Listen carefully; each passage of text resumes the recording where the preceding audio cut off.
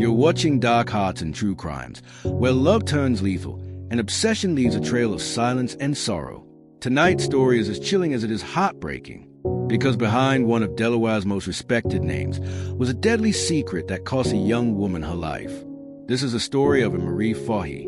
She was radiant, grounded, and deeply loved. At 30 years old, and was working for the governor of Delaware, the kind of woman who lit up a room, but stayed humble in its glow. She was the youngest of 9 siblings, a runner, a dreamer, a devoted friend. But what Anne didn't know was that the man who once made her feel special would one day take everything from her. His name was Thomas Capano, a respected attorney, wealthy, connected. He moved through political circles like he owned them, and in many ways, he did. He was a husband, a father, and, secretly, Anne's lover. Their affair began in 1993. At first, it was electric. He was older, persuasive, and promised her the world. But Capano was still married and had no real plans to change that. The relationship, once exciting, began to darken, and wrote about it in her private journal. She described Tom as jealous, manipulative, and dangerous. She wanted out, and she tried, and began seeing someone new. Someone her own age. Someone who made her feel safe. But Thomas couldn't let go. He warned her. He pressured her. He made sure she knew that walking away from him wouldn't be so simple. On June 27, 1996, Anne agreed to have dinner with Tom. Maybe it was to find closure. Maybe it was to keep the peace. Either way, she was never seen again. Her friends became worried almost immediately. Her purse was still at home. Her bed hadn't been touched. Anne never missed appointments. By morning, they knew something was wrong.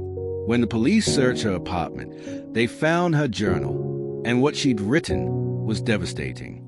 She feared Tom. She didn't trust what he might do, and her instincts were right.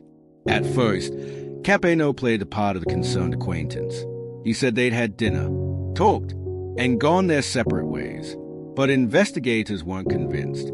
The FBI was called in, and what followed was a relentless investigation. Surveillance, phone records, email tracing, forensics. Nothing was off limits. They began to unpeel Tom Capano's perfect exterior, and what they found was horrifying. It would be Capano's own brother, Jerry, who finally cracked under pressure. He confessed that Tom had murdered Anne, shot her, wrapped her body in a rug, and stuffed her into a large white cooler. Then, he called Jerry for help. They drove out into the Atlantic Ocean and dumped the cooler overboard. But it wouldn't sink, so Jerry shot at it until the lid cracked open. Anne and Buddy slipped into the water, gone forever. Weeks later, fishermen found that very cooler floating off the New Jersey coast. It had bullet holes. It had blood. But no one knew what it had once carried. Not until the news broke. One fisherman came forward, and the cooler became a key piece of evidence. Even without a body, prosecutors charged Capano with murder. His trial began in late 1998. Inside the courtroom, he was smug, arrogant. He claimed the shooting was an accident, that another woman had pulled the trigger in a jealous rage. But no one believed him. On January 17, 1999, the jury found Thomas Capano guilty of first-degree murder. He was sentenced to death, the first case in Delaware history where someone was sent to death row without the victim's body ever being found. In 2006, his sentence was reduced to life without parole. He died in prison 5 years later, alone in his cell, of a heart attack. But Anne's body was never recovered. To this day, her family has no grave to visit, no final goodbye, only memories, and the ache of knowing she saw the danger coming, and no one could stop it. Anne Marie Fahey was strong, kind, and full of life, but she trusted the wrong man and paid the ultimate price. Because some monsters don't hide in the shadows. Some wear suits, shake hands, smile like friends, until they don't.